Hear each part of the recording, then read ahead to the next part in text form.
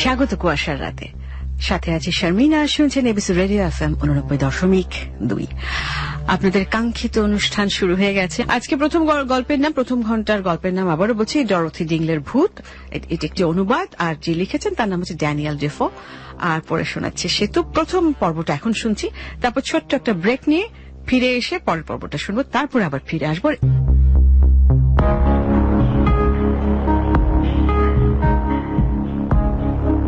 এই বছরের গোড়ার দিকে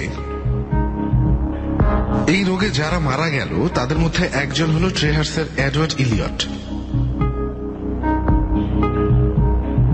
স্কোয়ারের বড় ছেলে জন ইলিয়ট। ছেলেটির বয়স বছর 16, কিন্তু অসাধারণ ক্ষমতা ও বুদ্ধির অধিকারী। বিশেষ অনুরোধে 1665 20 জুন তারিখে তার অন্ত্যেষ্টি কার্যে আমি পৌরোহিত্য করলাম। বক্তৃতা প্রসঙ্গে এই যুবকটি সম্পর্কে কিছু প্রশংসার কথা আমি বললাম।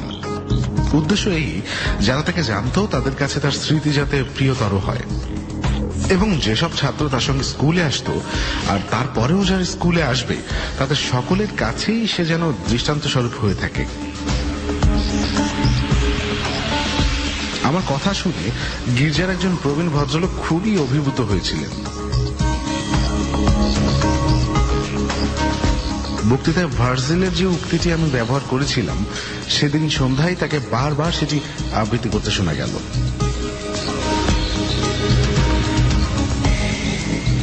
এই ছাত্রটির ব্যাপারে গম্ভীর ভদ্রলোকটির এতটা অভিভূত হবার কারণ সম্পর্কে তিনি তার নিজের একটি ছেলে সম্পর্কে কিছু কথা বললেন।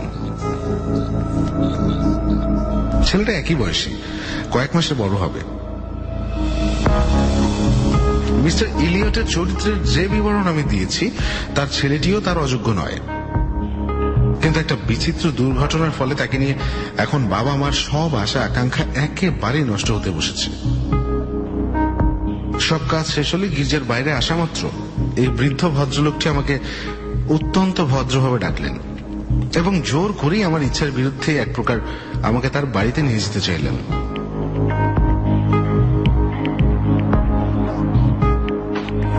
আর মিস্টার ইলিয়ট যদি মাঝখানে পড়ে না বলতেন যে সারাটা দিন আমি তার সঙ্গে কাটাবো বলে কথা দিয়েছি এবং কোনো মতেই তিনি সে কথার নড়চড় হতে দেবেন না, তাহলে হয়তো সেই বৃদ্ধ ভদ্রলোকের হাত থেকে আমি কিছুতেই রেহাই পেতাম না। যার ফলে তখনকার মতো ছাড়া পেলাম বটে, কিন্তু আমাকে বাধ্য হয়ে কথা দিতে হলো যে পরবর্তী সোমবার তার বাড়িতে গিয়ে আমি তার সঙ্গে দেখা করব। তখনকার মতো তাতেই তিনি সন্তুষ্ট হলেন, কিন্তু সোমবার আসার আগেই তিনি নতুন করে অনুরোধ জানিয়ে চিঠি লিখলেন, সম্ভব হলে আমি যেন রবিবারেই সেখানে যাই। সেটা আমার পক্ষে সুবিধা হবে না এবং আমার নিজের লোকজনের প্রতি আমার কর্তব্যের দিক থেকেও সেটা অসুবিধাজনক। এই কথা বলে তার দ্বিতীয় প্রচেষ্টাকেও ঠেকিয়ে দিলাম।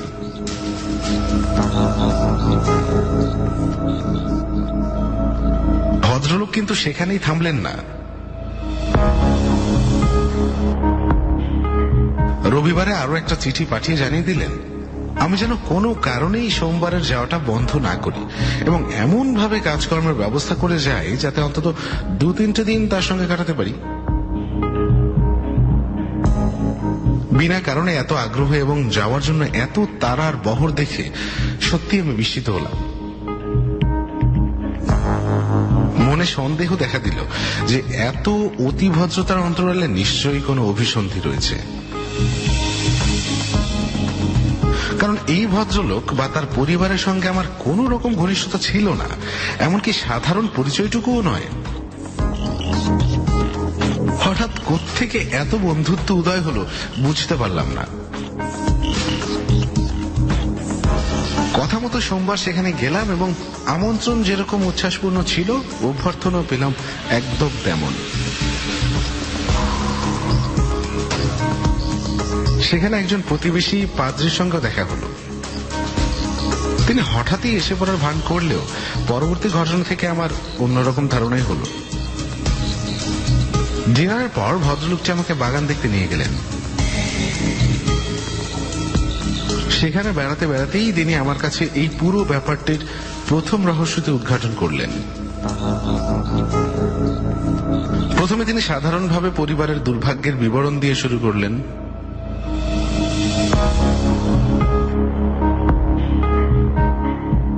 তারপর দৃষ্টান্ত স্বরূপ ছোট ছেলের কথা বললেন। ওকে নিয়ে সকলের কত আশা ছিল, ছেলেটা কত ফুর্তিবাজ ছিল, কিন্তু ইদানিং কেমন যেন মন মরা আর আধফোলা হয়ে পড়েছে। তখন থেকে কেমন যেন কান্নাকাটি করে, যুক্তি বুদ্ধিও হারিয়ে ফেলেছে, কারণ সে নিজেই বলেছে তাকে নাকি ভূতে পেয়েছে। একটা বিশেষ পথ দিয়ে সে যতবারই স্কুলে যায় ততবারই এখান থেকে আধ মাইল দূরের একটা বিশেষ মাঠে তার সঙ্গে একটা ভূতের দেখা হয়।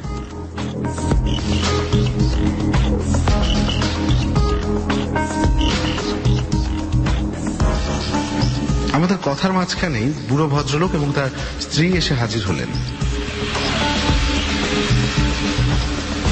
পাদ্রীটিও সামনের কুঞ্জবনটি দেখিয়ে আগের কথাই বলতে শুরু করলেন।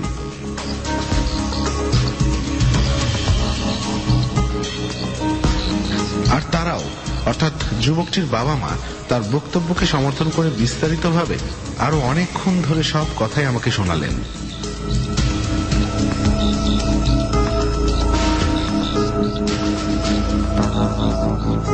অবশেষে তারা তিনজনই এ ব্যাপারে আমার মন্তব্য ও পরামর্শ চাইলেন।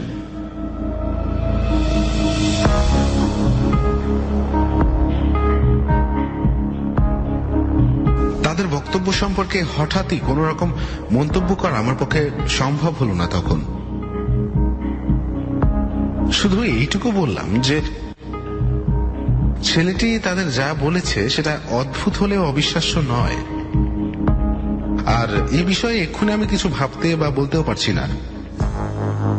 কিন্তু ছেলেটি যদি আমার সঙ্গে মন খুলে কথা বলে এবং আমার পরামর্শ শোনে, তাহলে পরদিন তাদের আমার মতামত জানাতে পারবো বলে আশা করি।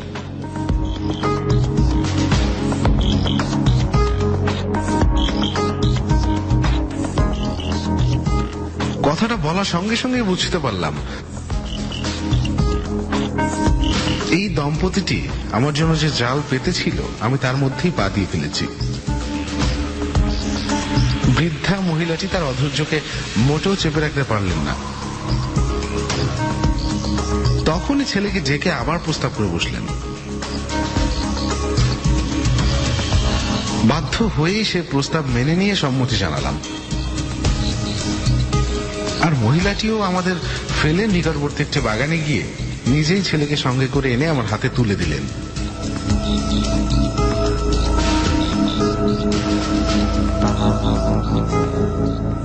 তিনজনের বক্তব্যের একটাই মূল সুর। তারা আমাকে বোঝাতে চাইলেন হয় ছেলেটি অলসতা বা যে কোনো ছুতো করে স্কুল পালাতে চায়, অথবা কোনো মেয়ের প্রেমে পড়েছে কিন্তু সেটা স্বীকার করতে লজ্জা পাচ্ছে, অথবা বাবার উপর চাপ দিয়ে কিছু টাকা ও নতুন জামা কাপড় বাগাবার তালে আছে, যাতে লন্ডনে তার যে দাদা থাকে তার কাছে পাড়ি জমাতে পারে।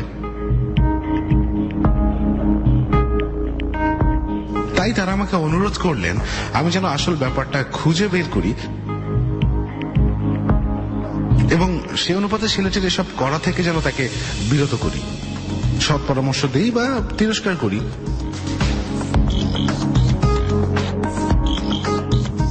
মোট কথা যেভাবেই হোক তার মাথা থেকে এই ভূত প্রেতের চিন্তাটা যেন দূর করে দেই। অচিরেই আমি যুবকটির সাথে একটা গোপন বৈঠকে বসলাম।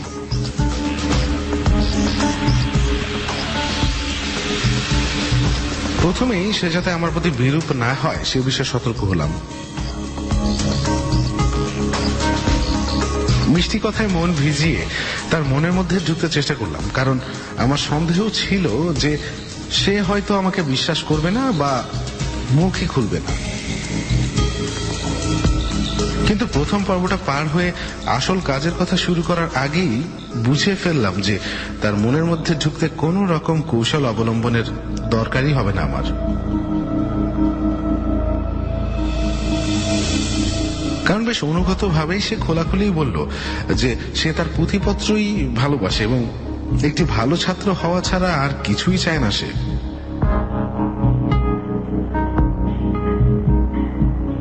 তার মা যাই বলুক, কোনো মেয়ে ছেলের প্রতি তার কোনো টান নেই। বাবা মার কাছে তার শুধু একটাই অনুরোধ, হায়ার ফ্রম কোয়ার্টলাসের মাঠে যে স্ত্রী লোকটি তাকে বিরক্ত করছে তার সম্পর্কে বারবার সে যা বলছে সে কথা তারা বিশ্বাস করুক। অনেক চোখের জলে ভেসে সে একেবারে খোলাখুলি আমাকে বলল যে তার বন্ধুরা তার প্রতি নিষ্ঠুর ও অন্যায় ব্যবহার করছে, তারা তার কথা বিশ্বাস করে না, তার প্রতি কোনো সহানুভূতিও দেখায় না।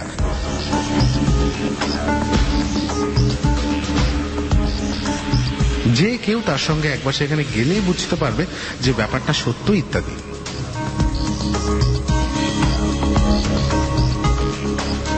এতক্ষণে সে বুঝতে পেরেছে যে আমি তার প্রতি সহানুভূতিশীল, তার সব কথাগুলি মন দিয়ে শুনছি, আর তাই সে বলতে লাগলো, যে স্ত্রী লোকটি আমাকে দেখা দেয় সে এখানে আমার বাবার প্রতিবেশী ছিল, 8 বছর আগে মারা গেছে। নাম ডরথি ডিংলে,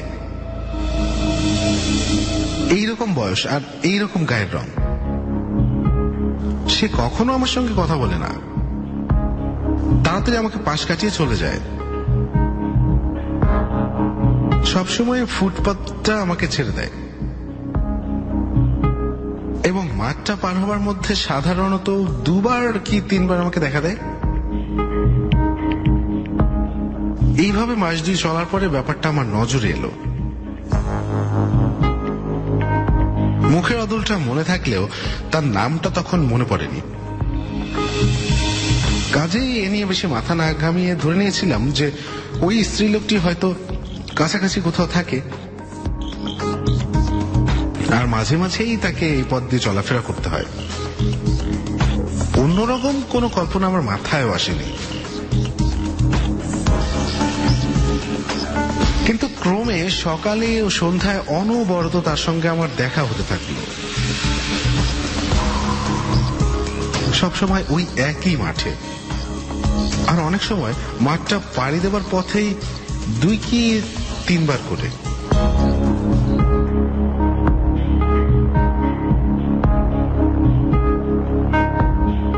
এই স্ত্রী লোকটির প্রতি আমার প্রথম নজর পড়ল প্রায় 1 বছর আগে। তখনই আমার সন্দেহ হলো, বিশ্বাস হলো যে এটা একটা ভূত। কিন্তু তাতে ভয় পাবার ছেলে আমি নই।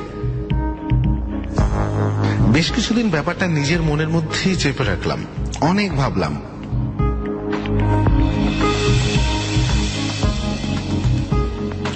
অনেক সময় তার সঙ্গে কথা বলতে চেষ্টা করেছি, কিন্তু কখনো জবাব পাইনি।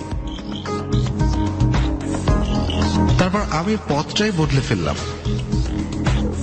স্কুলে যেতে লাগলাম আন্ডার হর্স রোড ধরে।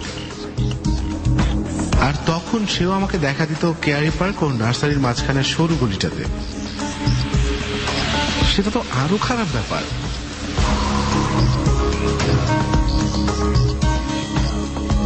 শেষ পর্যন্ত আমার ভয় করতে লাগলো।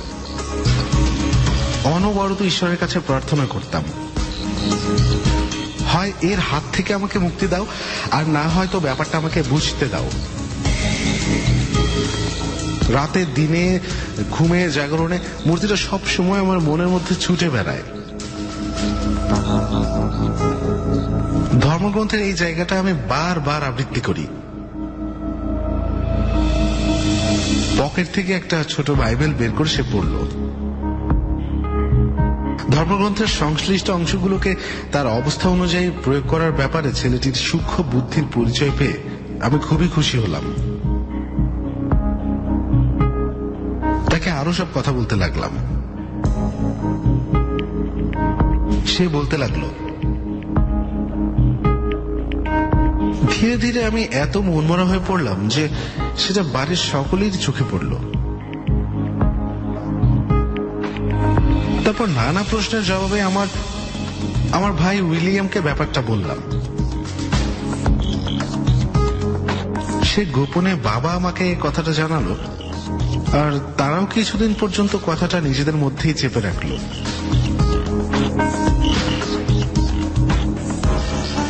এই জানাজানির একটি মাত্র ফল হলো,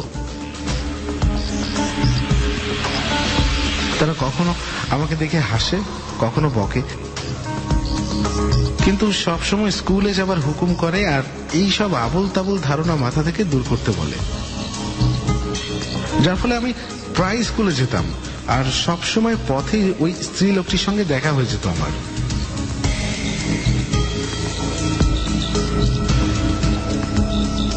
বাগানে বসে এইসব কথা এবং একই রকমের আরো অনেক কথা হলো প্রায় 2 ঘন্টা ধরে।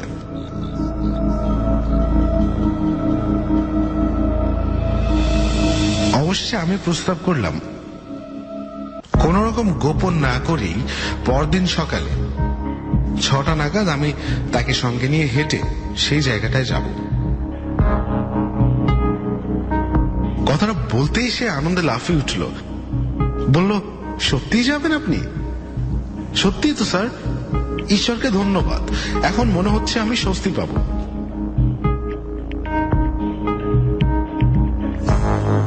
এই সিদ্ধান্ত নিয়ে আমরা বাড়ির ভেতরে গেলাম।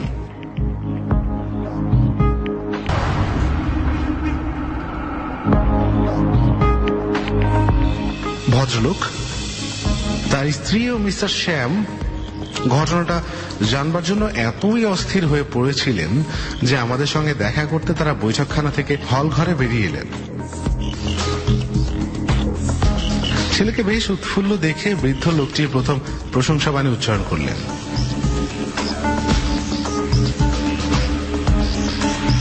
আসুন মিস্টার রুবেল, ওর সঙ্গে কথা বলবেন, আশা করি এবার তার সুবুদ্ধি হবে। ছেলেটা অলস, ছেলেটা খুবই অলস। একথা শুনে কোনো জবাব না দিয়ে ছেলেটি তার নিজের ঘরে যাবার সিঁড়ির দিকে ছুটে গেল। আমিও এই বলে 3টি অপেক্ষমান প্রাণীর কৌতূহলকে নিবৃত করলাম যে আমি কথা দিয়েছি চুপ করে থাকবো, আর সে কথা রাখতে আমি বাধ্য। যথাসময়ে সবকিছু জানতে পারবে তারা। বর্তমানে তারা যেন আমার কথার উপর ভরসা রাখেন। আমি সাধ্য মতো তাদের সেবা করতে চেষ্টা করব, আর ছেলের যাতে ভালো হয় তাই করব আমি। একথা তারা চুপ করে গেলেন। সন্তুষ্ট হলেন একথা বলতে পারবো না। পরদিন সকাল 5টার আগেই শ্রীমান আমার ঘরে এসে হাজির। বেশ চটপটে ভাব। আমি উঠে তার সঙ্গে চললাম। যে মাঠে সে আমাকে নিয়ে গেল আমার অনুমান সেটা 20 একর। চারিদিক খোলা, সব বাড়িঘর প্রায় 3 ফার্লং দূরে। মাঠে ঢুকে 1/3 যাওয়ার আগে স্ত্রী রূপধারী সেই ছায়ামূর্তি।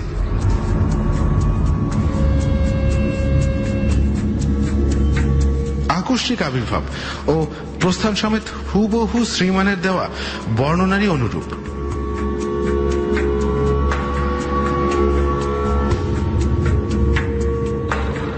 আমিও কিছুটা অবাক হয়ে গেলাম।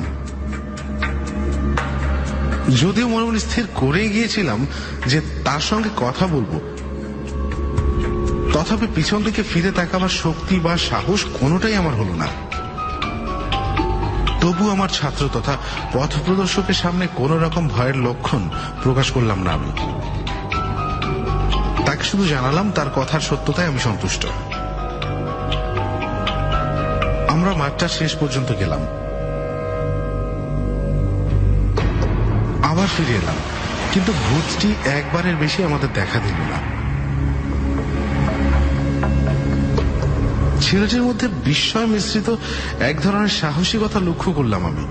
তার সাহসের কারণ অবশ্যই আমার উপস্থিতি এবং তার কথার সত্যতার প্রমাণ।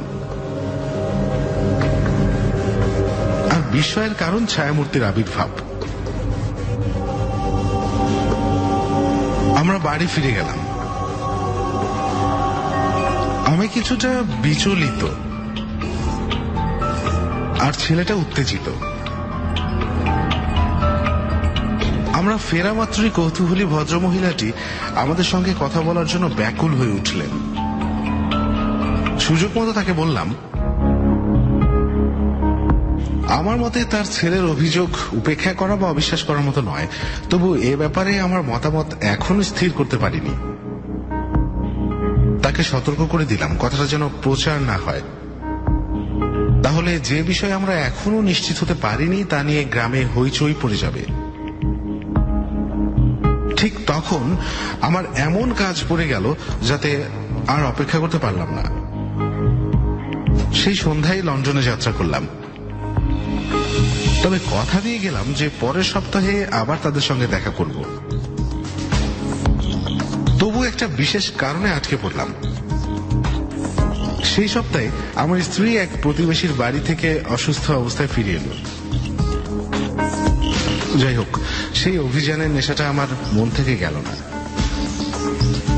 ব্যাপারটা নিয়ে অনেক ভাবনা চিন্তা করলাম এবং ঈশ্বরের ইচ্ছায় একটা হেস্তনেস্ত করার সংকল্প নিয়ে 3 সপ্তাহ পর আবার সেখানে ফিরলাম। পরদিন 1665 27 জুলাই সকালে আমি একাই সেই ভুতুরে মাঠে হাজির হলাম এবং সারা মাঠ হেঁটেও কারোর দেখা পেলাম না। ফিরে এসে অন্য একটা পথ ধরলাম, কিন্তু এবার সেই প্রেত মূর্তিটা দেখা দিল। আগেরবার ছেলেটিকে সঙ্গে নিয়ে সেটাকে যেখানে দেখেছিলাম অনেকটা সেই জায়গাতেই মনে হলো। এবার সেটা আগের চাইতে দ্রুত গতিতে আমার ডান পাশে প্রায় 10 ফুট দূর দিয়ে চলে গেল।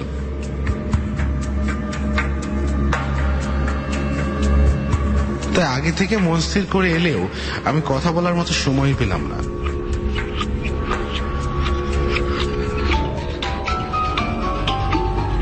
সেই দিন সন্ধ্যায় বাবা, মা, ছেলে আর আমি আমার শোবার ঘরে সমবেত হবার পর আমি প্রস্তাব করলাম যে পরদিন সকালে আমরা সকলে একসঙ্গে সেখানে যাব এবং এতে যে কোনো বিপদের সম্ভাবনা নেই সে বিষয়ে কিছু কথাবার্তা পরেই সেটা স্থির হলো।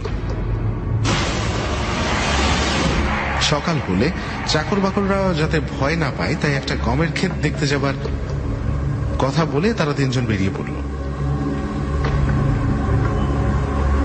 আর আমি একটা ঘোড়া নিয়ে অন্য পথ ধরে একটা কম্পাস নিয়ে এবং পূর্ব নির্দিষ্ট সিঁড়িটার কাছে তাদের সঙ্গে মিলিত হলাম।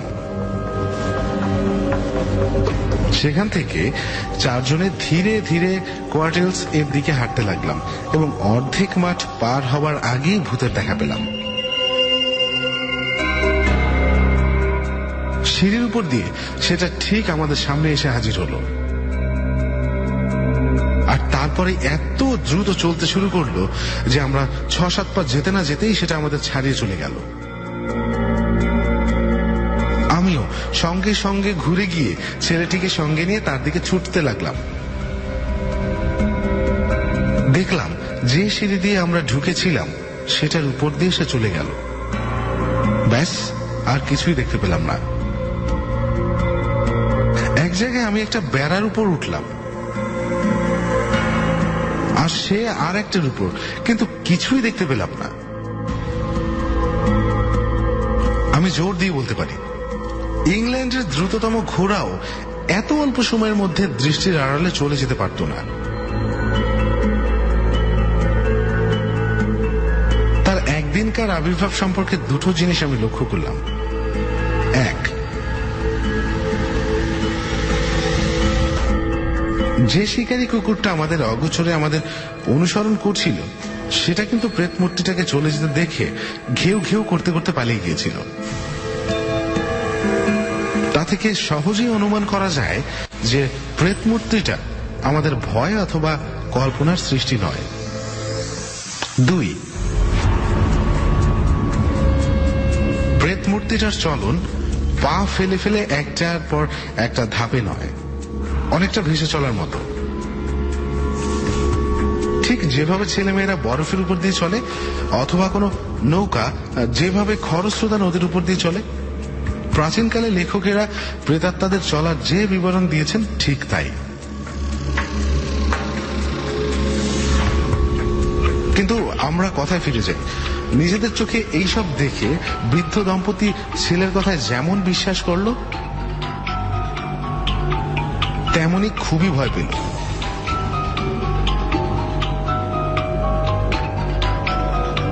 কারণ এই ডরোথি ডিনলেকে তার জীবিতকালে তারা চিনত। তার অন্ত্যেষ্টিক্রিয়ায় উপস্থিত ছিল, আর এখন এই প্রেত মূর্তির মধ্যে অবিকল তার মূর্তি দেখতে পেল।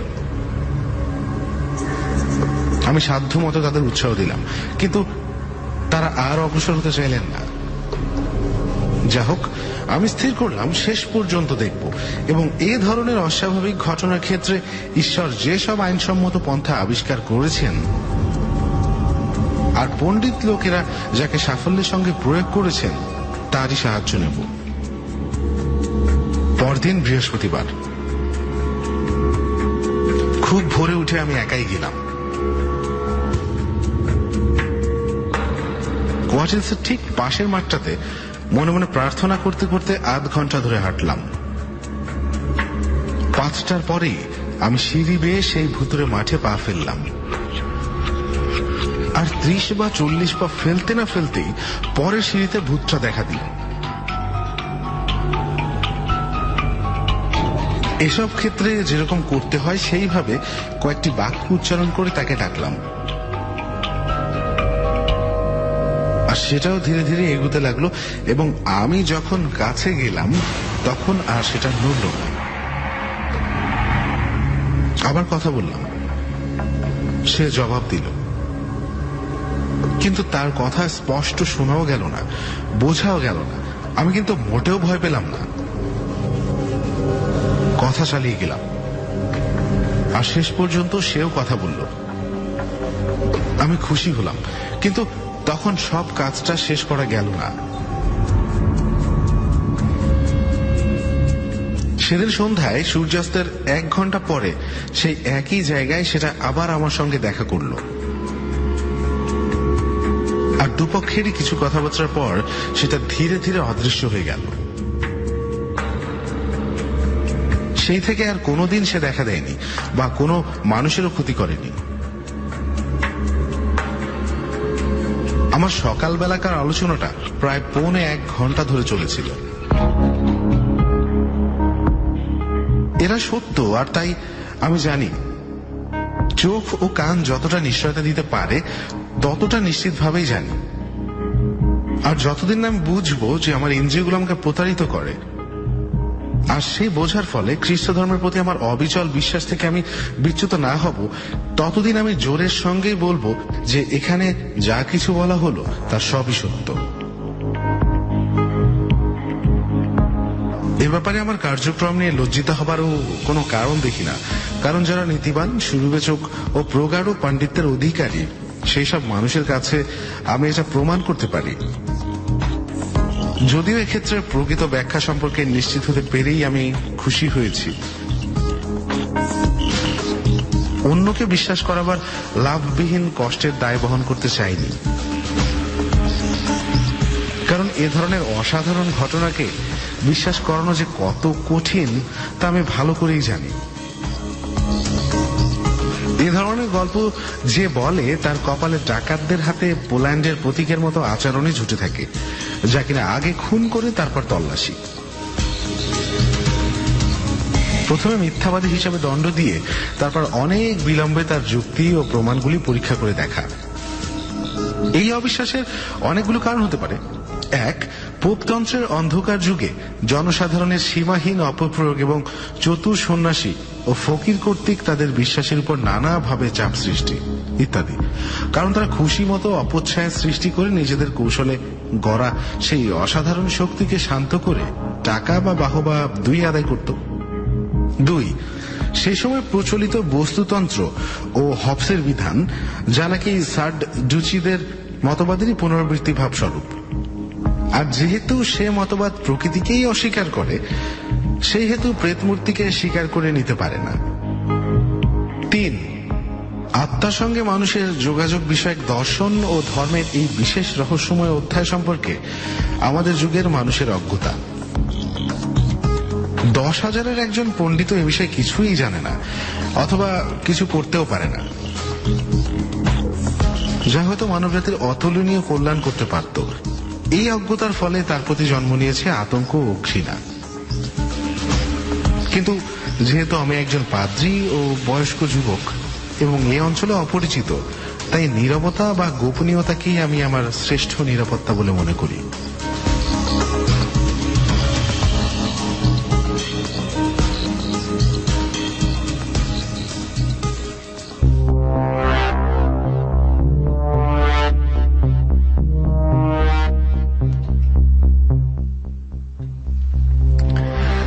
এতক্ষণ শুনলেন কুয়াশা প্রথম ঘন্টার গল্প, যার নাম ছিল ডরোথি ডিংলের ভূত, আর লেখক ছিলেন ড্যানিয়েল ডেফো, এবং পড়ে শুনিয়েছে সেতু। শেষ হয়ে গেছে আজকের প্রথম ঘন্টার গল্প। তো ঠিক আছে, আজকের মূল গল্পে চলে যাচ্ছি তাহলে। এখন আজকের মূল গল্পের নাম এখন বলবো না, প্রতিবারের মতন একেবারে শেষে বলবো। আর মূল গল্পটির নাট্যরূপ দিয়েছেন এবং কাহিনীটি লিখেছেন মশিউর রহমান শান্ত। তো ঠিক আছে, প্রথম পর্বটি এখন শুনছি, তারপরে ছোট্ট একটা বিরতি নিয়ে আবারও ফিরে আসছি। তো সঙ্গেই থাকুন।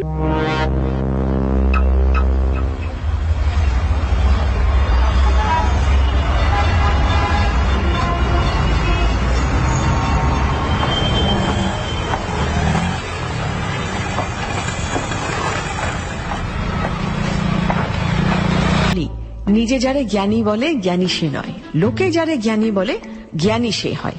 আরে ধুর, নীতিবাক্য সে ভুল করছে, এটা কোনো কথা হলো?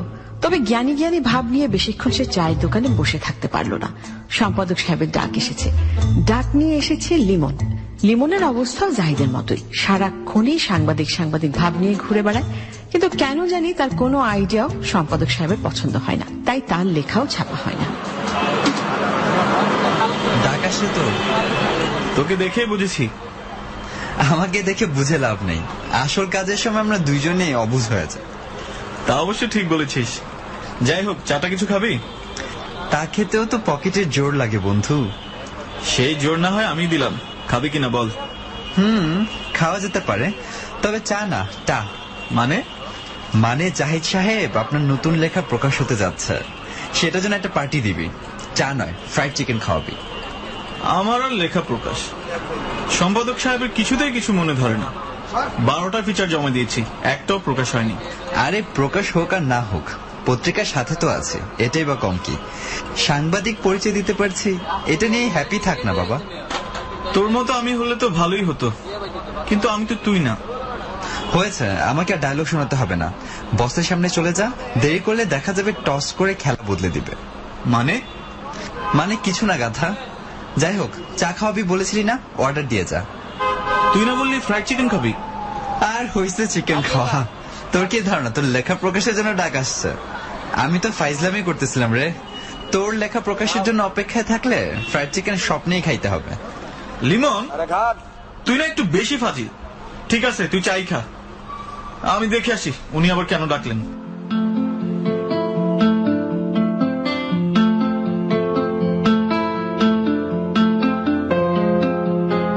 জাহিদ অনেকটা ঝড়ের গতিতেই পৌঁছে গেল তার পাতার সম্পাদকের রুমের সামনে। সম্পাদক সাহেবের নাম লিটু খান। খান নাম শুনলেই কেমন যেন ভয় ভয় করে।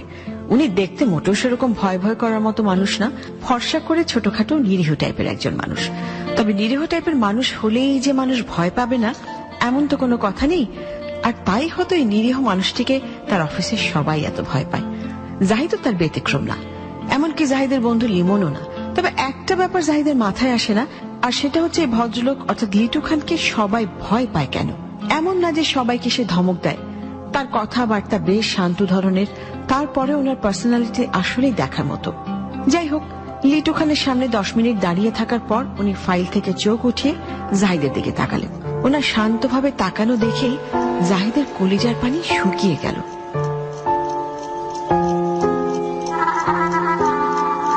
কি চাচ্ছেন জাহিদ? স্যার, কিছুই চাচ্ছি না।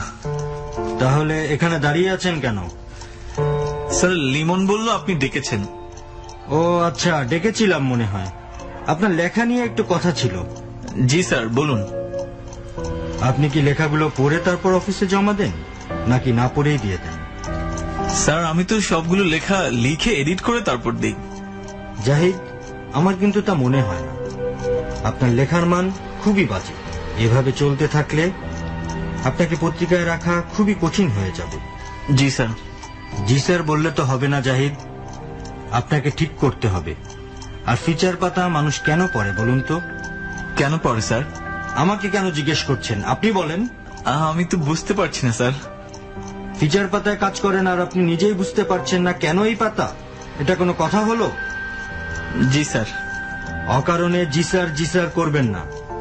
মানুষ হানাহানি, মারামারি এসব খবর পড়ার পর একটু রিল্যাক্স হবার জন্য ফিচার পড়ে। আর আপনি ফিচার নিয়ে কি লিখছেন? যত সব আবোল তাবোল বিষয়। আপনি শেষ আমাকে কি নিয়ে ফিচার দিয়েছেন? জি স্যার, প্রেমিকা চেনার 5টি বিষয় নিয়ে। This is not a matter of joke. এটা কখনো ফিচার লেখার বিষয় হতে পারে? সব পত্রিকায় এমন ধরনের ফিচার লিখলে আমার কি দোষ স্যার? আমি তো ওদের ফলো করে এমনটা লেখা শুরু করেছি। ব্যতিক্রম কিছু খুঁজুন জাহিদ সাহেব। মাথা ভর্তি গোবর নিয়ে ঘুরলে আর যাই হোক সাংবাদিকতা হতে পারে না। সেটাই তো খুঁজে পাচ্ছি না। আপনি যদি একটু আমাকে জানাতেন কি নিয়ে করা যায়, তাহলে আমি একটু চেষ্টা করে দেখতাম। অন্ধকার জগৎ নিয়ে কিছু করুন। যেমন স্যার?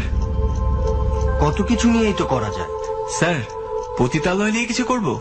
ধরুন কিভাবে তারা দিন যাপন করছে, এরকম কিছু? না, এরকম কিছু করার দরকার নেই। এরকম কাজ অনেক করা হয়েছে। আপনি বরং অন্য কিছু ভাবুন। জি স্যার, আমি একটু ভেবেই জানাচ্ছি। ঠিক আছে, এখন যান।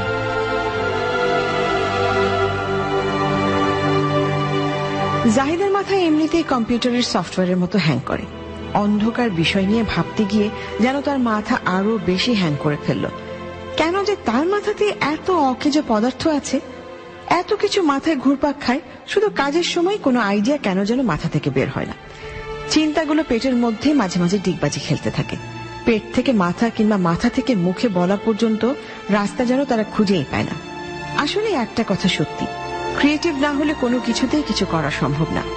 আর গুটি কয়েকদিন ভেবেও যখন জাহিদের শূন্য মাথা থেকে কিছুই বের হলো না, তখন অনেকটা বাধ্য হয়েই সে হাজির হলো লিমনের কাছে।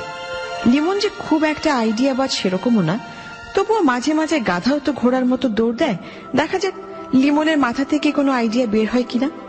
তবে একটা জিনিস জাহিদের মাথাতেও এসেছে, তবে সে নিশ্চিত ওটা নিয়ে কিছু করতে গেলেই সম্পাদক সাহেব বেঁকে বসবেন।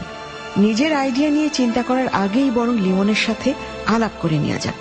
ফোনেই আলাপ করা যেত, তবে দুজনেই যেহেতু মোটামুটি ফ্রি, সুতরাং ফোন থেকে সামনাসামনি কথা বলাটাই বেটার মনে হলো জাহিদের কাছে। তাছাড়া লিমনের বাড়ি জাহিদের বাড়ি থেকে খুব একটা বেশি দূরেও না, ইচ্ছে করলেই চলে যাওয়া যায়। একই এলাকায় থাকার এই এক সুবিধা। প্রথমে চায়ের দোকানে বসে গল্প করার প্ল্যান থাকলেও শেষ পর্যন্ত লিমনের বাসার ছাদেই চলে আসলো জাহিদ, আর এসেই বলতে শুরু করলো।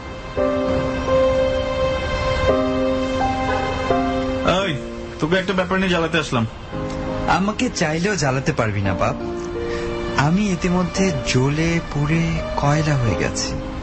কেন, তোর আবার কি হলো? কি হয়েছে জিজ্ঞেস না করে জিজ্ঞেস কর কি হয়নি। আমি তো পাগল হয়ে যাচ্ছি। কেন?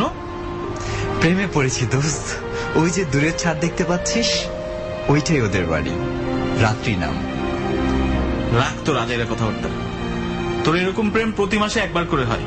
বাড়ির নাম রাত্রি না মেয়ের নাম রাত্রি? এখন যেটা বলতে আসছি সেটা শোন। বল, কি বলবি? আমাকে একটা আইডিয়া দে, অন্ধকার আইডিয়া। ফিচার লিখে যাতে একদম তাক লাগিয়ে দিতে পারি। অন্ধকার নিয়ে কিসের ফিচার? লোডশেডিং নিয়ে কিছু করতে চাচ্ছিস? আরে না রে গাধা, তোর কাছে এসে তো এখন আমার নিজেকেই গাধা মনে হচ্ছে। জানতাম কোনো সলিউশন দিতে পারবি না। আরে বাবা, পুরো ব্যাপারটা ক্লিয়ার করবি তো আগে, নইলে কিভাবে সলিউশন করব? আমি জগতের অন্ধকার দিকটা নিয়ে একটা স্পেশাল ফিচার লিখতে চাই। তো লিখে ফেল না, তোরে না বলেছে কে? আরে বাবা, লিখতে তো সমস্যা নেই, কিন্তু আমার তো আগে খুঁজে বের করতে হবে কোন টপিকের উপর লিখবো। তোর থেকে টপিকের ব্যাপারে আইডিয়া নিতেই তো আসলাম। নেশাগ্রস্তদের নিয়ে করে ফেল, ওদের জগৎ সবসময় অন্ধকার। আরে না, এটা নিয়ে অনেক ফিচার হয়েছে। যাই হোক, তোর সাথে হুদাই কথা বলে লাভ নেই। আমি একা একাই কিছু একটা বের করবো, দাঁড়া। আরে বাবা, রাগ করে চলে যাচ্ছিস কেন? রাগ করছি না, কেন যেন কিছুই ভালো লাগছে না। তোরে বোঝা আসলেই কঠিন রে জাহিদ। আমাকে বুঝতে হবে না, আমি এখন যাই।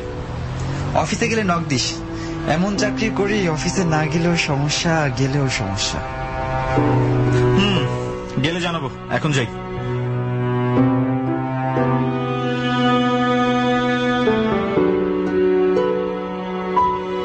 শেষ পর্যন্ত অন্ধকার জগতের একটা কিছুর সন্ধানের আইডিয়া জাহিদের মাথায় চলেই আসলো। তবে আইডিয়া বাস্তবায়ন কিছুটা হলেও কঠিন হবে, সেটা আগে থেকে বুঝতে পারছে জাহিদ। তবে তার চেয়ে বড় কথা হচ্ছে সেই আইডিয়া তার পাতার সম্পাদক লিটু খানকে বোঝানো। ওই ভদ্রলোক কোনো আইডিয়াকেই পাত্তা দেবে না, এটা জাহিদ বেশ ভালোভাবে জানে। তবে এখন যে আইডিয়া তার মাথায় এসেছে, এটা নিয়ে কাজ করলে জাহিদের পুরোপুরি ব্যতিক্রম একটা অভিজ্ঞতা হবে। তবে আদৌ কি এরকম অভিজ্ঞতা হবে কি না, সেটা পুরোটাই নির্ভর করছে লিটু খানের সিদ্ধান্তের উপর। তাই আইডিয়া নিয়ে বসে না থেকে সরাসরি লিটু খানের সামনে গিয়ে কথা বলাটাই জাহিদের জন্য ভালো হবে। তাই পরের দিন সকালে অফিসে যাওয়ার পর লিমনকে সাথে নিয়েই জাহিদ ঢুকে পড়ল লিটু খানের রুমে। উনি প্রতিদিনের মতোই ফাইলে চোখ বুলাচ্ছিলেন। ফাইলে চোখ বুলাতে বুলাতেই জিজ্ঞেস করলেন, কিছু বলবেন জাহিদ? জি স্যার। বলে ফেলুন, থেমে আছেন কেন? স্যার, আপনি বলেছিলেন অন্ধকার জগতের কিছু একটা নিয়ে লিখতে। আমি একটা আইডিয়া পেয়েছি স্যার। কি আইডিয়া? স্যার, আমি লাশ ঘরের মানুষগুলো নিয়ে একটা স্পেশাল ফিচার লিখতে চাই। কি নিয়ে ফিচার লিখতে চান? স্যার, মর্গে লাশগুলো যারা কাটাছেড়া করে, আমি তাদের একটা ইন্টারভিউ করতে চাই। আইডিয়াটা মন্দ না, তবে ঠিক কোন প্যাটার্নে করতে চাচ্ছেন? একটু অন্যরকম করতে চাচ্ছি স্যার, একটু সুপার ন্যাচারাল টাচ থাকবে এমন। ভৌতিক গল্প হয়, ভৌতিক ফিচার হয় কিভাবে? হবে স্যার, আমি ইন্টারভিউ নিব ওরকম পরিবেশ করে। রাত 3টায় কোনো এক ডোম লাশ কাটতে কাটতে আমাদের পত্রিকার সাথে এক্সক্লুসিভলি কথা বলবে। এরকম কিছু পত্রিকায় সম্ভব কি? অবশ্যই সম্ভব স্যার। রেডিওগুলোতে তো প্রায়ই গল্প দিয়ে ভয় দেখানোর চেষ্টা করে, তো আমরা লেখার মাধ্যমে করলে কি হয় স্যার? আপনাকে কনফিডেন্ট দেখে ভালো লাগছে, কিন্তু এটা রেডিও না, এটা পত্রিকা। সমস্যা নেই স্যার, আপনি শুধু দেখুন আমি কিভাবে লিখি। ঠিক আছে, তা না হয় দেখা গেল, কিন্তু রাতের বেলা মর্গে ঢোকার অনুমতি পাবেন কিভাবে? ওটা নিয়ে চিন্তা করবেন না স্যার, লিমন এটা ম্যানেজ করে দিবে। এর জন্যই তো ওকে এখানে নিয়ে আসা। জি স্যার, ধারা মেডিকেল নামে একটি হাসপাতালে বিশাল একটা মর্গ আছে। আমার বন্ধু ওখানকার ডক্টর।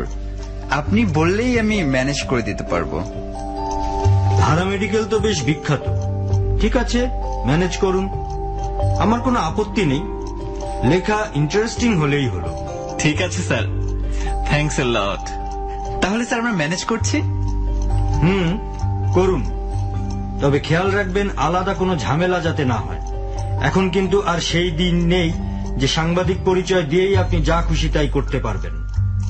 আপনি এটা নিয়ে একদমই ভাববেন না স্যার, সবকিছু একদম পারফেক্ট হবে।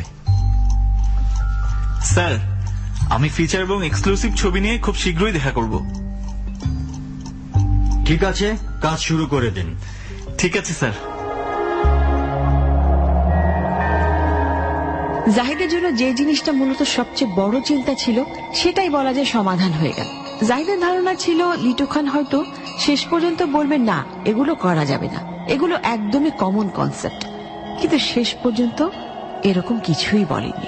সুতরাং ভালো কিছু যে হবে এই ব্যাপারে বিন্দু মাত্র সন্দেহ নেই।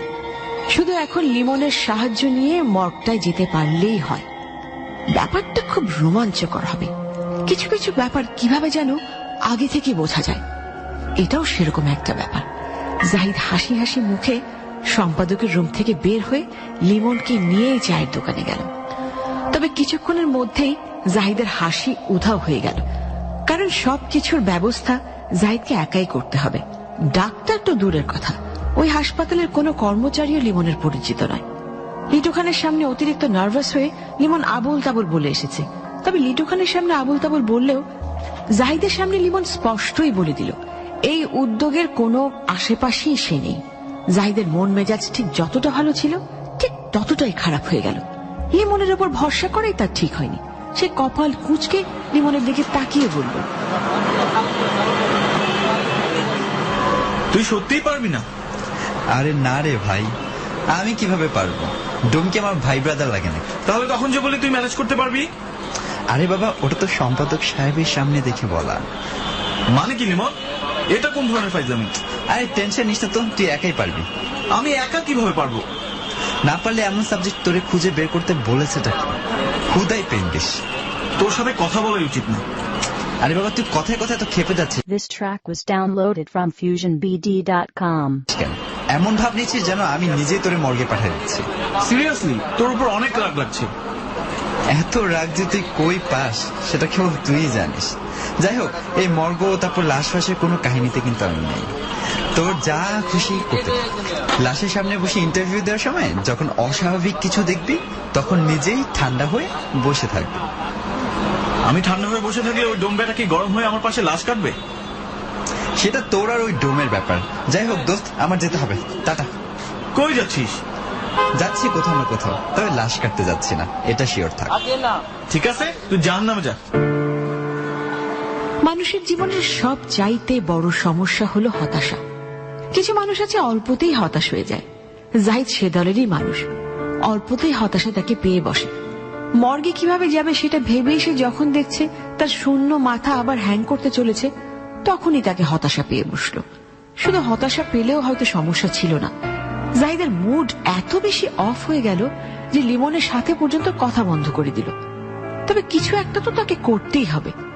এতদিন পর তার মহান বোদ্ধা সম্পাদক একটা টপিক পছন্দ করেছে, সে সেটা নিয়ে ফিচার লিখবে না, এটা কোনো কথা হলো? হ্যাং হওয়া কম্পিউটার রিস্টার্ট দেবার মতো তার মাথাতেও দারুণ আইডিয়া চলে আসলো। কেননা নিজে একবার গিয়ে ট্রাই করে দেখুক যে মর্গে বসে ইন্টারভিউ দেওয়ার ব্যবস্থা করা যায় কিনা। আইডিয়াটা মন্দ না, তবে একটু কঠিন হবে। কঠিন হলেও অসম্ভব তো আর না। জাহিদ ডিসিশন নিল আজ বিকেলেই ধারা মেডিকেলে যাবে। ওখানকার মর্গ থেকে শুরু করে সব জায়গায় খোঁজ চালিয়ে দেখবে কিছু করা যায় কিনা। সে এত সহজে হেরে যাওয়ার মানুষ না। একটা ডোমের সাক্ষাৎকার সে নেবেই নেবে। যাই হোক, সে বিকেল বেলায় রওনা হয়ে গেল ধারা মেডিকেলের মর্গের উদ্দেশ্যে।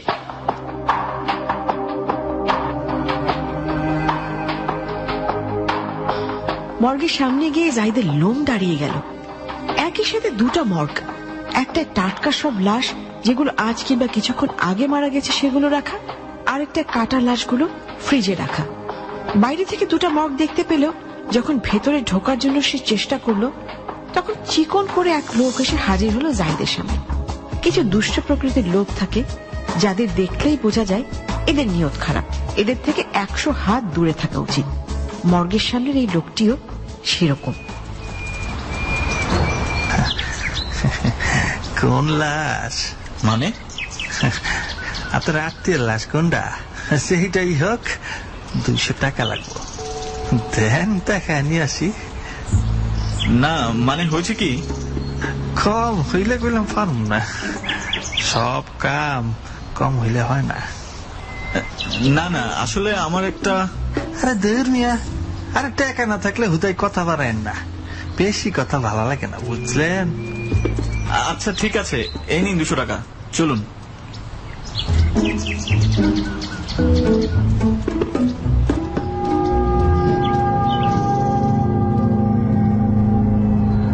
কোন লাশটা আপনাকে? আরে ওই যে ওই মায়েরটা, সেটা আজকে আইছে। হ্যাঁ হ্যাঁ, ওটাই। আসেন আসেন, আমার লগে আসেন। এইটা তো টাটকা লাশ, ইমার্জেন্সি মর্গে রাখা আছে। ঠিক আছে, চলুন। তামিয়া ভাই, মর্গে কি নতুন? কেন? প্রথম বইলেই তো নাকের রুমাল দেন নাই, নাক বন্ধ কইরা আসেন, নাইলে যে গন্ধ পাইবেন 3 দিন বাদ খাওয়া বন্ধ। ও আচ্ছা, হ্যাঁ ঠিক বলেছেন। ওই যে 3 নম্বর স্ট্রেচারে রাখা লাশটা, মায়া কি লাগে আপনার? বান্ধবী? দাঁড়ান, লাশটা দেখি। আপনি আসি, যান, আপনি যান। আর বেশিক্ষণ দাঁড়ায় না, ডাক্তার জানলে ঝামেলা করবো। না, আমি শুধু এক নজর দেখে চলে আসবো। আচ্ছা।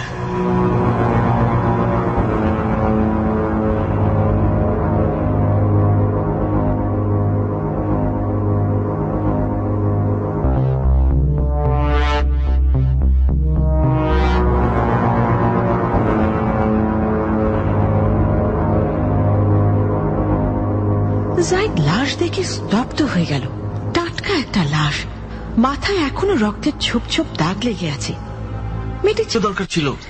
আরে খারান খারান, আর ভেতরে যাওয়া যাবো না, 200 টাকায় একবারই দেখতে পারবেন। না না, এখন আর ভিতরে যেতে চাচ্ছিও না, তবে আপনার একটা সাহায্য খুব দরকার ছিল। কন, কি সাহায্য? এখানে যে লোক লাশ কাটে তাকে কিভাবে পাওয়া যাবে? তারে দিয়া আপনার কি কাম? আসলে আমি একজন সাংবাদিক। কি কন? না না, মানে আমি ওনার জীবন নিয়ে একটা ফিচার করতে চাচ্ছিলাম, কিন্তু পুরো ইন্টারভিউটা আমি নিতে চাচ্ছি মর্গে বসে, ঠিক যখন উনি লাশ কাটবেন তখন। হাই হাই, এটা কি কন? শুনেন, এখানে 3 জন ডোম আছে, অগব ব্যবহার ভালো না। তয় আপনি চাইলে দুলালের ইন্টারভিউ করতে পারেন। একটা ঝামেলা আছে, দুলাল তো আবার ডিউটি করে রাইতে, ওর আউন যাওনের কোনো ঠিক ঠিকানাই নেই। দেখা গেল রাত 3টার সময় মাথা লইয়া লাশ কাটতে ঢুকে। না, আমার কোনো সমস্যা নাই, এতে আমার বরং আরো ভালো হবে।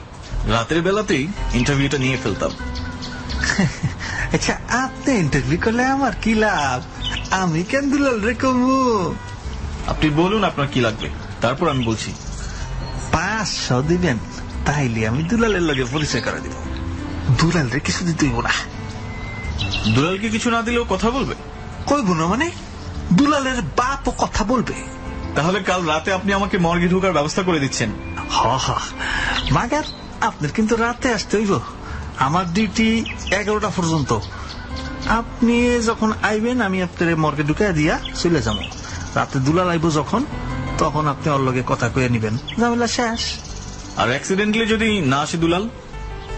আরে আসবে রে ভাই, আসবে। তাহলে এই কথাই রইল, আপনি আমাকে রাতে মর্গে বসে তারপরই বের হবেন। ঠিক আছে ভাই। তাহলে ভাই আজ আমি যাই। আমার নম্বরটা রাখেন, দাঁড়ান লিখে দেই। কাগজে লিখতে হবে না, আপনি বললেন, আমি মোবাইলে সেভ করে নিচ্ছি। হকে হকে, এই যে আমার নম্বর, আইসা খালি একটা কল দিবেন, বুঝছেন? মিস কল দিলেও হইব।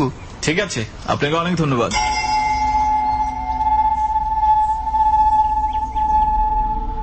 চেষ্টা করলে আসলে সবই সম্ভব। মর্গের ব্যবস্থাটা পুরো জাহিদ একাই করে ফেলল। মনে মনে নিজের পারদর্শিতার জন্য একটু গর্ববোধ করল সে। তবে কাল রাতে যে সে মর্গে থাকছে, এটা লিমনকে সামনাসামনি একবার জানানো আসলেই দরকার। সে বুঝুক যে জাহিদ একা একা অনেক কিছুই ম্যানেজ করতে পারে। তবে একটা ব্যাপারে কনফিউশন এখনো কাটছে না।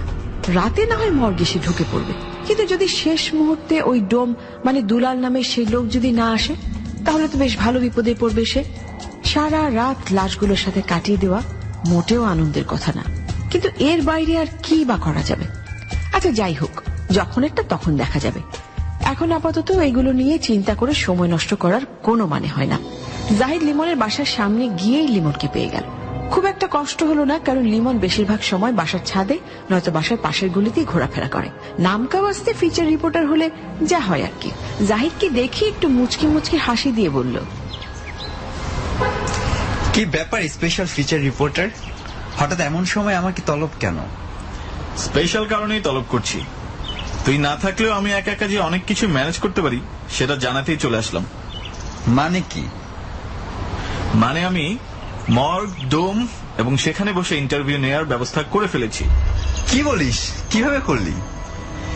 ইচ্ছে থাকলে উপায় হয় রে পাগল, এটা জানানোর জন্যই চলে আসলাম। তোর মতো ইডিয়েটকে বলে কোনো লাভ নেই, তা আমি জানি। তবুও বলছি, কাল রাতে আমি মর্গে থাকছি। যদি ইচ্ছে হয় তুই আমার সাথে থাকতে পারিস। ইচ্ছে হলে থাকতে পারিস মানে? মানে তুই চাইলে আমার সাথে মর্গে থাকতে পারিস। আমি কি তোর মতো পাগল নাকি? মর্গ সম্পর্কে কি তোর কোনো আইডিয়া আছে? আমি একবার মর্গের সামনে গিয়ে কি যে ভয় পেয়েছিলাম, তারপর থেকে হাসপাতালের মর্গের কাছে আমি আর নেই। আর তুই আসছিস ওখানে রাতে থাকতে বলার জন্য? ভাই, আমি তোর মতো পাগল না। এখানে পাগলের কিছু নেই, বরঞ্চ বল তুই একটা ভিতর ডিম। যাই হোক, চল সামনে চল, ক্ষুধা লেগেছে, খেতে খেতে কথা বলি। চল, কিন্তু আমার কাছে তো কোনো টাকা নেই। উফ, তোর কাছে টাকা ছিল কবে? জীবনে কখনো খাবার বিল তুই দিয়েছিস? দিয়েছিলাম তো, তোর মনে নেই? যাই হোক, হাসপাতাল কিভাবে ম্যানেজ করলি তাই বল। ওটা খুব ইন্টারেস্টিং কাহিনী। জানিসই তো প্রত্যেকটা হাসপাতালে দালাল টাইপের একটা লোক থাকে। আমি মর্গের সামনে যাওয়ার পর একজন ভাবলো আমি আমার কোনো আত্মীয়ের লাশ দেখতে আসছি। আমিও ভাব নিলাম যে হ্যাঁ, লাশই দেখতে আসছি। তারপর আর কি, ঢুকে পড়লাম মর্গে। ঢুকে পড়লি আর ইন্টারভিউ নিয়ে নিলি? আরে না গাধা, ইন্টারভিউ নিব রাতে। একদিকে আমি বসে থাকবো আর অন্যদিকে ডোম লাশ কাটা ছেঁড়া করবে। লাশ কাটতে কাটতেই লাশ কাটার সব ভয়ঙ্কর এক্সপিরিয়েন্সের কথা বলতে থাকবে। তা বাবা, রাতেও কি তোর ওই দালালি তোকে প্রবেশ করিয়ে দিবে? ঠিক ধরেছেন জনাব। বাহ, ভালোই তো দালাল পেয়েছিস। তবে ভাই সাবধানে কাজ করিস। মর্গের লাশগুলো কিন্তু সব অস্বাভাবিক মৃত্যুর লাশ, আর যাদেরই অস্বাভাবিক মৃত্যু হয় তাদের আত্মা কিন্তু আশেপাশেই ঘুরতে থাকে, মাথায় থাকে যেন। ভূত প্রেত নিয়ে আমার তেমন কোনো মাথা ব্যথা নেই। আমার মাথা ব্যথা হাসপাতালের সিকিউরিটি নিয়ে। সিকিউরিটি নিয়ে আবার কি সমস্যা? সব সমস্যার মূল কারণই তো তারা। দেখা গেল সবকিছু রেডি করে আমি ঢুকলাম, আর তার কিছুক্ষণ পর এসে সিকিউরিটি হাসপাতালে ফর্মালিটি দেখিয়ে আমাকে বের করে দিল। তখন কেমন লাগবে ভেবে দেখছিস? যেহেতু তুই একটা আজাইরা কাজ করতে যাচ্ছিস, সুতরাং এই সম্ভাবনা কিন্তু উড়িয়েও দেওয়া যায় না। যাই হোক, যেটা বলছিলাম, টক পজিটিভ, ওয়ার্ক পজিটিভ, দেখবি তাহলে আর কোনো ঝামেলাই হবে না। যাই হোক, দোয়া করি যাতে এই কষ্ট অন্তত বিফলে না যায়। এটা অন্তত লিটু খান সাহেবের পছন্দ হয় এবং ফিচারটা যেন প্রকাশ করেন। Best of luck. কিন্তু সাবধানে করিস, বেশি ইন্টারেস্টিং কিছু করতে গিয়ে আবার ঝামেলায় পড়িস না। ওকে দোস্ত, আজকে আসি। একবারে ফিচার শেষ করে পরশু তোর সাথে দেখা করব। ওকে ডিয়ার, যা।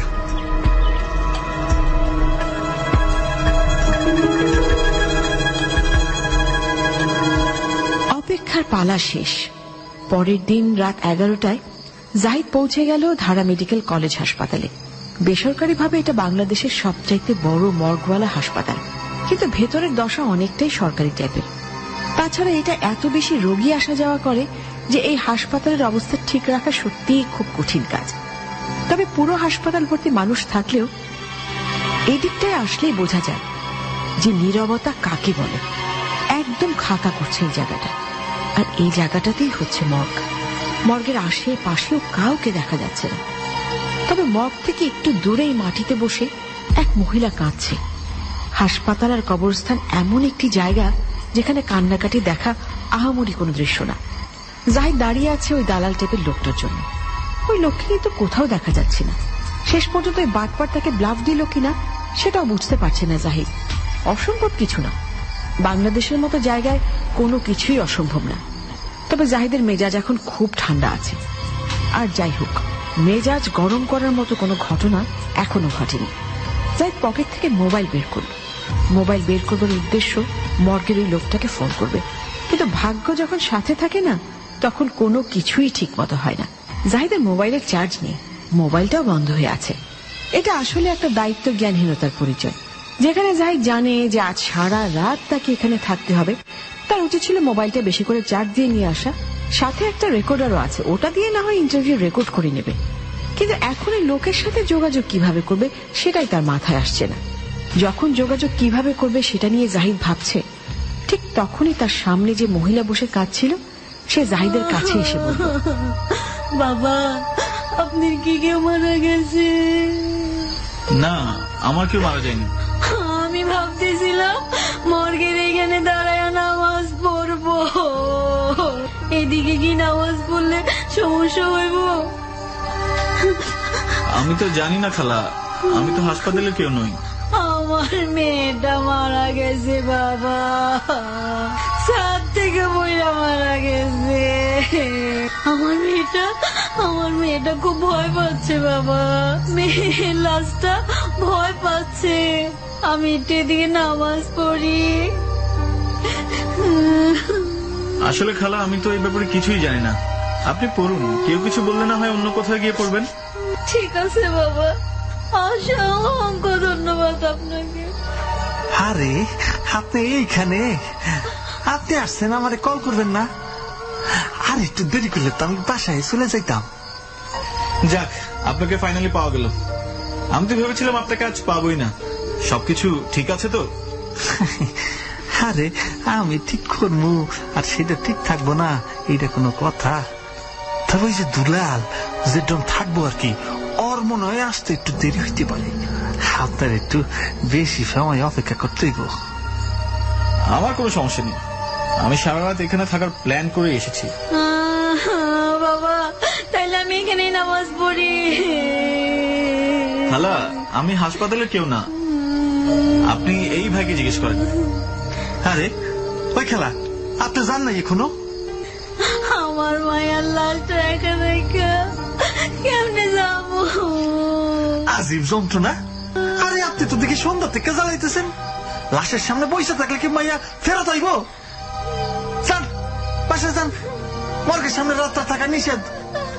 আমি তো ভিতরে ঢুকতাছি না, আপনি এমন করেন কেন বাবা? শুনেন খালা, আপনারে ভালোভাবে কইতেছি, আপনার চলে যান।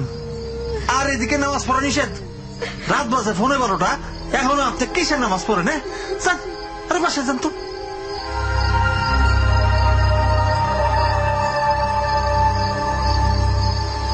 আপনার ঝাড়ি তো সেই কাজে দিল। মহিলা কি চলে গেলেন? আরে না রে ভাই, এরা কি এত সহজে চলে যায়? একটু পরে দেখবেন আবার আইসা জ্ঞান করবো। এতক্ষণ তো চিৎকার করে কাঁদছিল, এখন তো তবু থামছে। আমিও এসে দেখেছি কাজ ছিল। কি হয়েছে ওনার মেয়ের? হইব কোনো অস্বাভাবিক মৃত্যু? এত লাশের খবর কি রাখা যায়? যাই হোক, আপনাকে আমি মর্গে ঢুকাই রাখা বাইরে থেকে তালা দিয়ে দিব। তালা খুইলা দুলাল ঢুকলে আপনি ওর ইন্টারভিউ নিয়ে নিবেন, ঠিক আছে না? একটু দেরি হলেও দেখবেন ও ঠিকই চলে আসবো। থ্যাঙ্কস ভাই। মর্গের মধ্যে কি মোবাইল চার্জ দেওয়ার কোনো ব্যবস্থা আছে? আরে ভাই, এইটা হইল মর্গ, এটা কোনো খেলার জায়গা না। জি তা তো অবশ্যই। চলেন আপনারে ভিতরে দিয়ে আসি। আরেকটা কথা, যতক্ষণ থাকবেন সাবধান। মর্গের লাশ নিয়া অনেক গুজব আছে, অনেকে লাশ নড়াচড়া করতে দেখে। আবার কোন শব্দ পাইয়া মনে করেন না যে লাশ নড়াচড়া করতেছে। নড়াচড়া করার ক্ষমতা লাশের নাই। না না, আমার এরকম মনে করার কোনো কারণ নেই, আপনি নিশ্চিন্তে থাকেন। আমার টাকাটা এখনই দিয়া দেন, আমি তো আর আসবো না, চলে যাও। আর তুলারে 1 টাকা দিয়ে দিয়েন, বুঝেনি তো গরিব মানুষ। উনি না আসলে তো মনে হয় আমি বেরো হতে পারবো না। আপনি তো বলছেন তালা দিয়ে যাবেন। মর্গে রাতে তালা দেওয়াই থাকে, আপনি ভেতরে বলছেন, সে অবশ্যই আসবে। এখন চলেন আপনার বসাইয়া দিয়ে আসি। চলুন।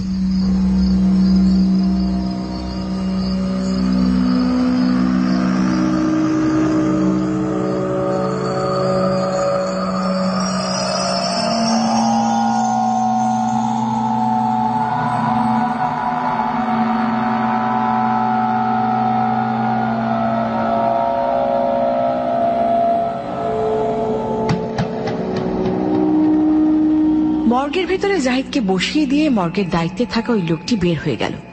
মর্গ ভর্তি লাশ, এর মাঝে 2টো লাশ কাফন পরা, বাকি লাশগুলোতে টাটকা ক্ষতবিক্ষতের চিহ্ন স্পষ্ট বোঝা যাচ্ছে। একটু সামনেই একটা তরুণীর লাশ, সাধারণ পরিবার কিংবা তার চেয়ে একটু ছোট, মানে নিম্ন মধ্যবিত্ত পরিবারের মেয়ে, চেহারা দেখেই বোঝা যাচ্ছে। আরো একটু সামনে একটা ফাঁসির লাশও আছে, জিভ বের হয়ে আছে লাশের। জাহিদ এরকম দৃশ্য দেখে অভ্যস্ত না হলেও সে কিন্তু একদমই ভয় পাচ্ছে না। তবে একটা ব্যাপার খুবই জঘন্য লাগছে, আর সেটা হচ্ছে মর্গের বাজে গন্ধ। গন্ধটা ঠিক এমন যে একবার গন্ধটা শুকবে কেবল সেই বুঝতে পারবে কত বিকট এই গন্ধ। এতগুলো লাশ এখানে, তবু জাহিদের কোনো সমস্যা হচ্ছে না, কিন্তু এই গন্ধ সহ্য করে এখানে অনেকক্ষণ থাকাটা সত্যিই কষ্টকর হয়ে যাবে। গন্ধটা দূর করতে পারলে অনেক ভালো হতো, কিন্তু এখন সে যে অবস্থায় আছে, গন্ধ দূর করা তো অনেক দূরের কথা, এখান থেকে বের হতেই তো পারবে না। বাইরে থেকে তালা দেয়া হয়েছে। সুতরাং যাই হোক না কেন, মর্গের ডোম দুলাল না আসা পর্যন্ত এখানে বসেই অপেক্ষা করতে হবে। তবে বসে বসে অপেক্ষা শুরু করার আগে জাহিদ তার ছোট ব্যাগটি থেকে একটা প্যান্ট বের করল, ইন্টারভিউ রিলেটেড লেখাগুলো সাধারণত সেই প্যাডে লিখে রাখে। প্যাডের ভেতরে একটা পাতায় সে লিখল লাশ ঘরের মানুষগুলো। এই টাইটেলে সে ফিচার লিখবে। টাইটেল তার বেশ পছন্দ হয়েছে। টাইটেল লেখার পরপরই একটা শব্দ হলো।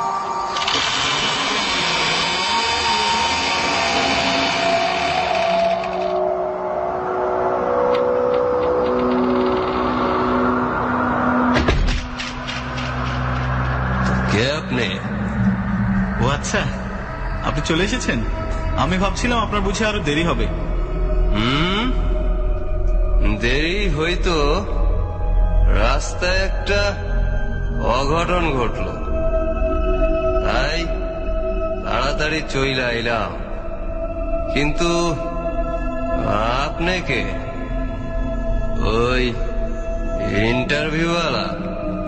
জি, আমি যে আজ ইন্টারভিউ নিব সেটা তো মনে হয় আপনি জানেন। তবে জানলেও আমি আপনাকে একটা ধারণা দিই। আসলে আমি চাচ্ছিলাম লাশ ঘরে মানে মর্গে যে মানুষগুলো কাজ করে তাদের নিয়ে বিশেষ একটা প্রতিবেদন করতে। প্রতিবেদনের নাম হবে লাশ ঘরের মানুষগুলো।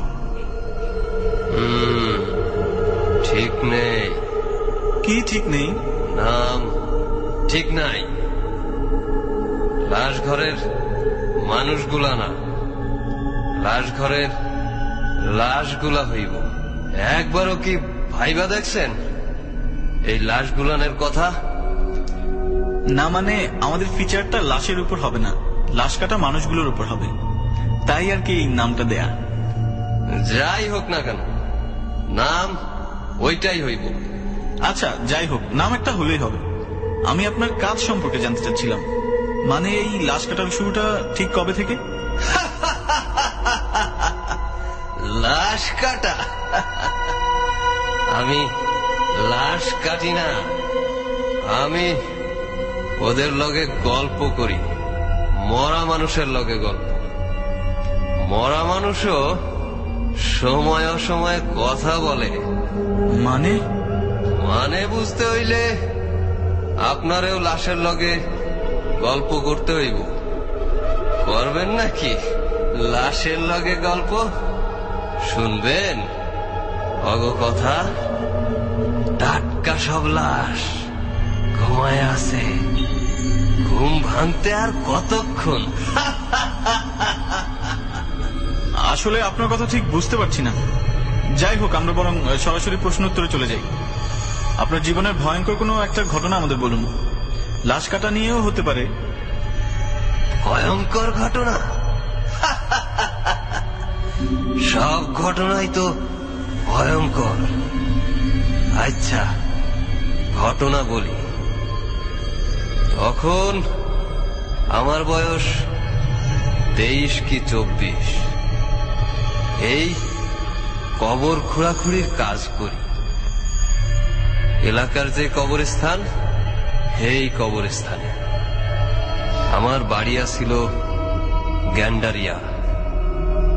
ঘন্টি ঘর চিনেন? না, আমি চিনি না, তবে আপনি বলুন। ঘন্টি ঘরের পাশেই কবরস্থান। এলাকার কেউ মরলেই আমার ডাক আসে। কবরস্থান মানেই আমি। সকাল দুপুর যখনই কবর পরিষ্কার করতে হইব তখনই আমারে পাওয়া যায়। তো হইল কি, একদিন প্রচুর বৃষ্টি। বৃষ্টিতে কবর ভাঙ্গা গেছে। তার মধ্যে একটা কবর খুব খারাপ ভাবে ভাঙছে। টাটকা কবর, 3 দিন আগেই মাটি দেওয়া হয়েছিল। এই কবর বৃষ্টিতে ভাঙ্গা যাওয়ানে দারোয়ান আমারে ডাকতে আসলো।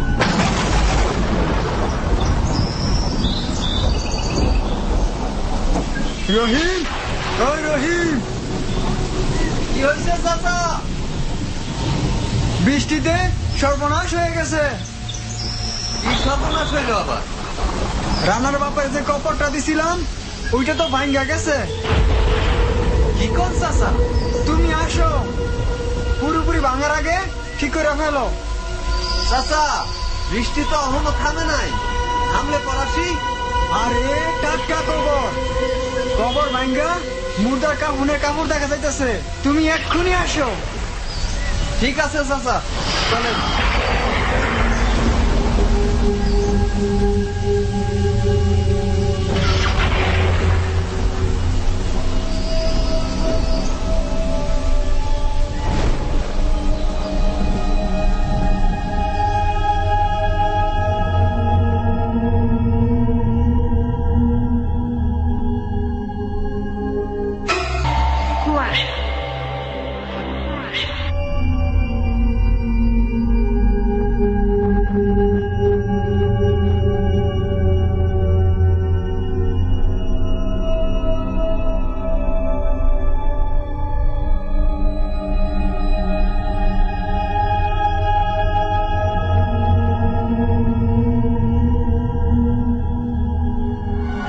জাহিদ ইন্টারভিউ নয়, ডুবে গেছে গল্পের মাঝে।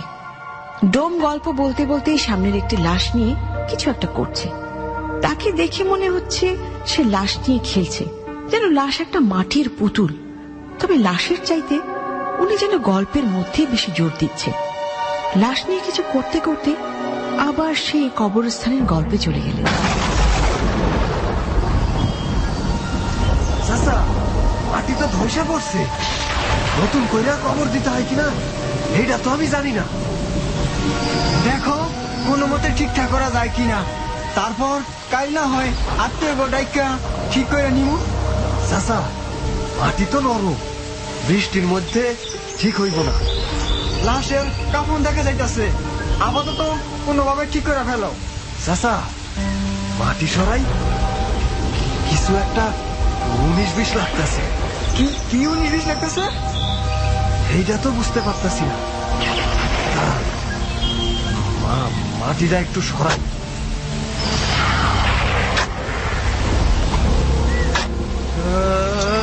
আচ্ছা, এইটা কি?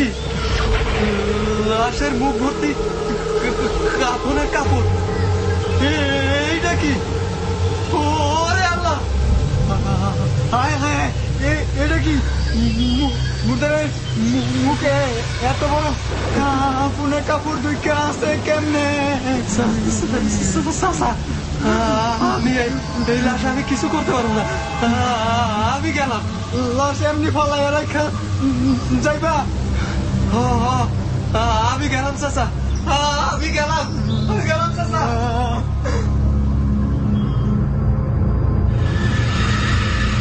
জাহিদ চোখ বড় করে ডোমের দিকে তাকিয়ে আছে। গল্পের মাঝে আরেক গল্প। আসলেই তাই, জাহিদ স্পষ্ট অনুভব করতে পারছে লাশের মুখ ভর্তি কাফনের কাপড় গুজে দিলে যে অনুভূতি হয়, সেই অনুভূতিটা। অদ্ভুত ব্যাপার, কেমন যেন একটা অপার্থিব সুর কানে এসে বাজছে। মনে হচ্ছে এই মঠ যেন এই দুনিয়ার নয়, অন্য কোনো দুনিয়ার অংশ, যেখানে লুকিয়ে আছে হাজারটা রহস্য। তবে এই গল্প শুনে অনেকগুলো প্রশ্ন এসে জড়ো হয়েছে জাহিদের মনে। জাহিদ ডোমের দিকে তাকিয়ে বলল,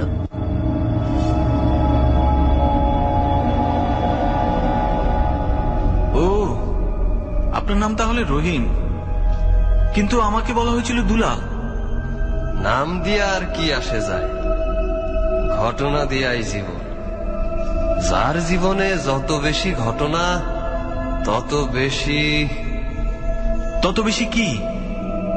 কিছু না। ঘড়ি আছে সাথে? আর মোবাইলে চার্জ নাই, তাই সময় বলতে পারছি না। রাত 3:30।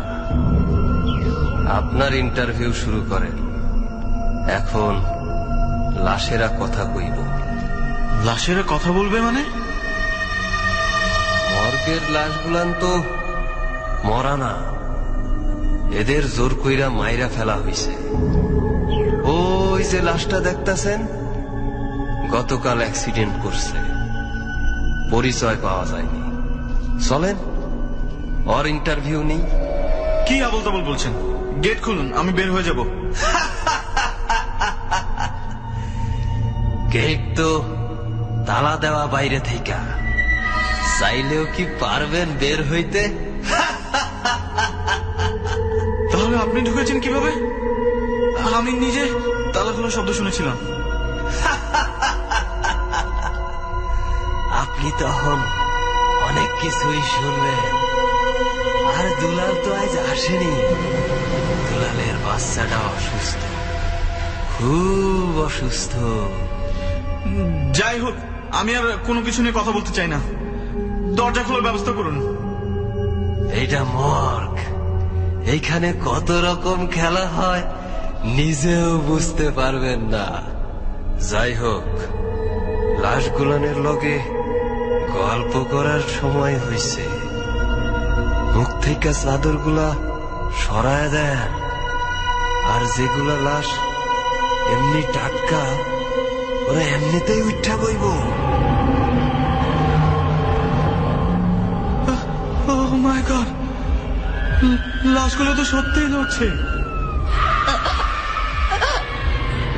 রাশিদ, কষ্ট,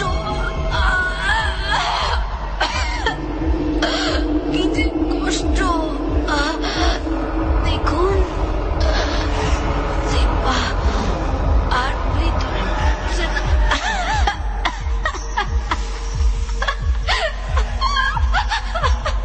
জিহ্বা কেটে ফেলবো, চিন্তার কিছু নেই। ঢাকা ঢানিয়া বাইর হয়েছিলাম, কি হলো বুঝলাম না। পেটের ভিতর ছুরিটা ঢুকাইয়া দিল, রক্ত, অনেক রক্ত বের হয়েছে, কিন্তু এখন ঠান্ডা লাগছে, অনেক বেশি ঠান্ডা। আমাকে ওই ফ্রিজে রাখছে।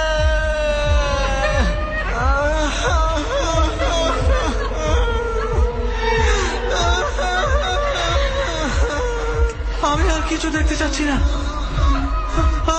আমি সত্যি আর কিছু দেখতে চাচ্ছি না। ইন্টারভিউ নিতে আসছেন আর কইতাছেন দেখতে চাচ্ছেন না, এইটা কিছু হইল? দেখেন লাশ ঘরের লাশগুলা কি করে। আমি বের হতে চাই। তালা খুলুন, এক্ষুনি তালা খুলুন। বাঁচাও! বাঁচাও!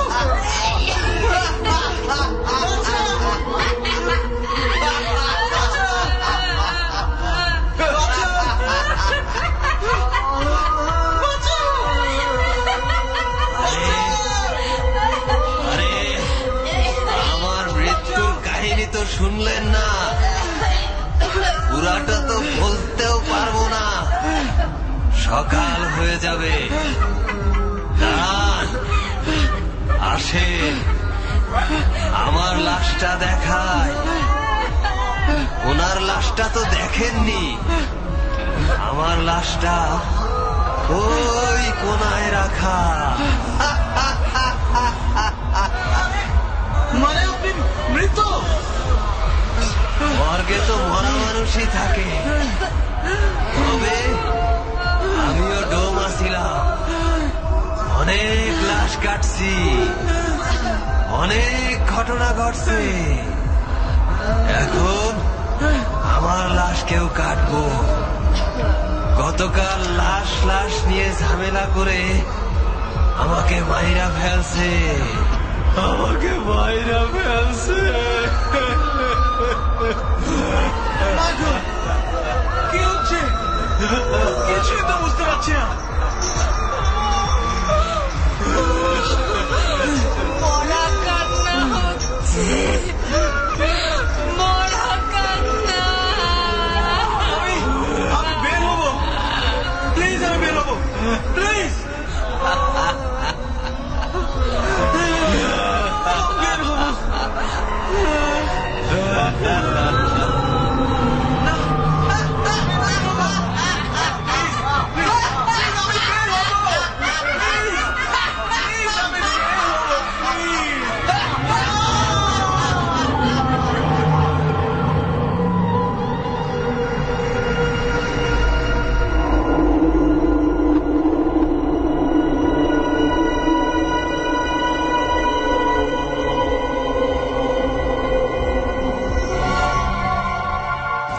হয়েছে। সকালে দুলাল ডোম এসে দেখে মর্গের ভেতর লাশগুলোর পাশে একটা তরুণ ছেলে লাশের মতোই পড়ে আছে। না, মারা যায়নি। লাশগুলোর পাশে পড়ে থাকলেই মারা যাবে এমন তো কোনো কথা নেই। তারপর তাকে ধরাধরি করে এমার্জেন্সিতে নেওয়া হলো। এই রাতে একজন মানুষ কিভাবে মর্গে ঢুকেছিল এটা নিয়ে তদন্ত করার দায়িত্ব পড়ল হাসপাতাল কমিটির ঘাড়ে। তবে জ্ঞান ফেরার পর জাহিদা সেই রাতের ব্যাপারে কিছুই বলেনি। তবে মর্গের আশেপাশে ঘোরাঘুরি করা তার নেশার মতো হয়ে গেছে। চাকরি ছেড়ে সে এখন মর্গের আশেপাশেই দিনের বেশিরভাগ সময় কাটায়। মানুষের জীবন সত্যিই অদ্ভুত। কখন কোন বিষয়টা যে মানুষকে অন্ধকার করে দেয় সেটা আগে থেকে বলা মুশকিল, সত্যিই মুশকিল।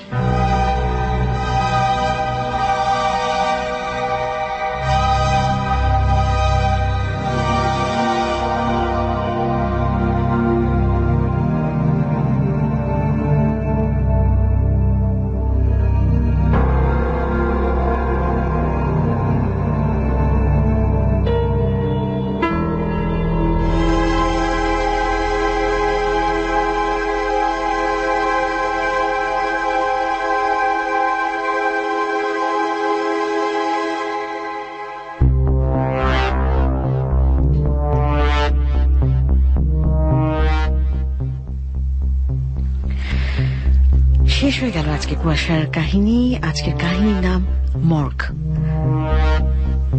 রচনা ও নাট্যরূপ মশিউর রহমান শান্ত। অসাধারণ সাউন্ডে ছিলেন আমাদের সাউন্ড এডিটর খালিদ এবং অভিনয় অংশ পরিচালনা করেছেন শেগুফতা আবিদ শাড়ি। আর বিভিন্ন চরিত্রে যারা অভিনয় করেছেন তাদের নামগুলো বলে দিচ্ছি। জাহিদের চরিত্রে অভিনয় করেছেন আপেল, অর্থাৎ আমাদের সাউন্ডের আপেল ভাই। লিমনের চরিত্রে অভিনয় করেছেন শান্ত। লিটু খানের চরিত্রে অভিনয় করেছেন লোবান। রহিম বা ডোম মঞ্জু। মর্গের দালাল অরণ্য শান্ত। মহিলার চরিত্রে মিনু। আর লাশের চরিত্রে বিভিন্ন লাশের যে কণ্ঠস্বর শুনেছি সেটা হচ্ছে মনির এবং শাড়ি। এবং দারোয়ানের চরিত্রে অভিনয় করেছেন মনির।